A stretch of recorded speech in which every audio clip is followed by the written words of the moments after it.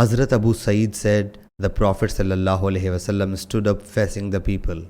Hazrat Bara bin Azib radiyallahu anhu reports, on the day of Eid, the Prophet ﷺ went towards Baqi, the graveyard, and performed 2 units, then faced us and said, our first worship on this day is that we should commence with prayer, then go back and sacrifice.